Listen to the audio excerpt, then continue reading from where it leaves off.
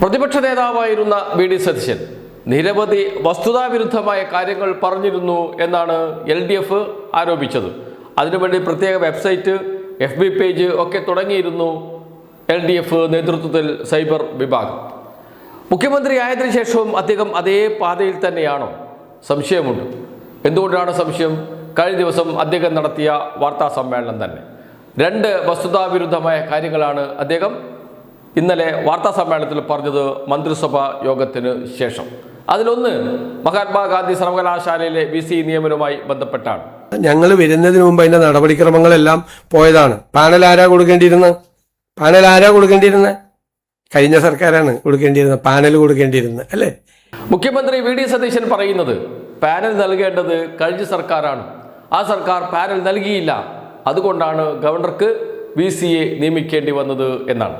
കഴിഞ്ഞ സർക്കാർ പാനൽ നൽകിയിരുന്നു.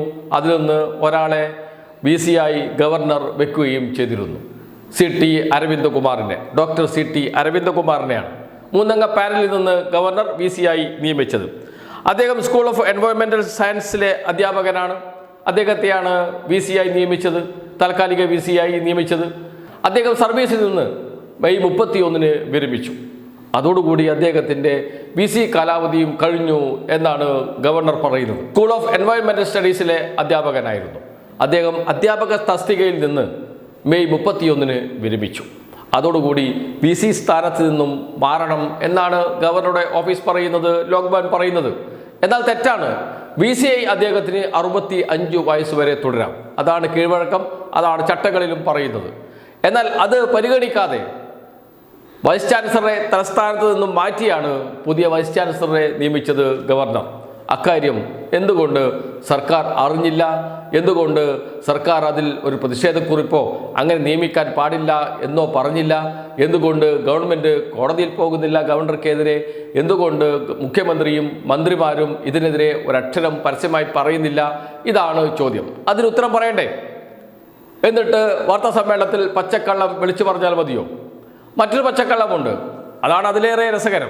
അത് PM ശ്രീയുമായി ബന്ധപ്പെട്ടാണ്. കേൾക്കാം. സ്വന്തം മന്ത്രിസഭാ അംഗങ്ങളെ പോലും അറിയാതെ മന്ത്രിസഭയുടെ പെർമിഷൻ പോലും എടുക്കാതെയാണ് വെച്ചത്. അത്രയും നാള് PM ശ്രീയിൽ ഒപ്പുവെക്കില്ല എന്ന് പറഞ്ഞ് 1 ഫൈൻ മോർണിംഗ് പോയി ഒപ്പുവെച്ചപ്പോൾ മന്ത്രിസഭയെ പോലും വിശ്വാസം എടുക്കാതെ ഒപ്പുവെച്ചപ്പോഴാണ് ഞങ്ങൾ അതിനെ ചോദ്യം ചെയ്തത്. വി.ഡി. സതീശൻ ഇപ്പോൾ പറയുന്നത് PM ശ്രീയെ ഞങ്ങൾ എതിർത്തിട്ടില്ല.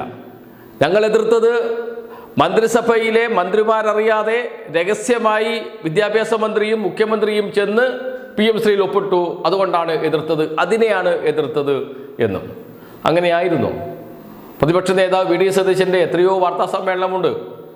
PM ശ്രീ പദ്ധതി BJPയും CPMും തമ്മിലുള്ള ഡീലാണ്. മോദിയുടെ അനിയനാണ് കേരളം ഭരിക്കുന്നത്, മുണ്ടുടുത്ത മോഡിയാണ് കേരളം ഭരിക്കുന്നത്, BJPയുടെ അജണ്ടയാണ് നടപ്പാക്കുന്നത്. ഇതെല്ലാം പറഞ്ഞ് കേരളത്തിൽ അങ്ങോളം ഇങ്ങോളം പ്രസംഗിച്ച് നടന്ന ആളാണ് പ്രതിപക്ഷ നേതാവായിരുന്ന വി.ഡി. സതീശൻ. അതോടൊപ്പം തന്നെ UDFിലെ ഘടകകക്ഷി നേതാക്കൾ PK കുഞ്ഞാലിക്കുട്ടി പരസ്യമായി പറഞ്ഞിട്ടുണ്ട് നടപ്പാക്കാൻ അനുവദിക്കില്ല എന്ന്.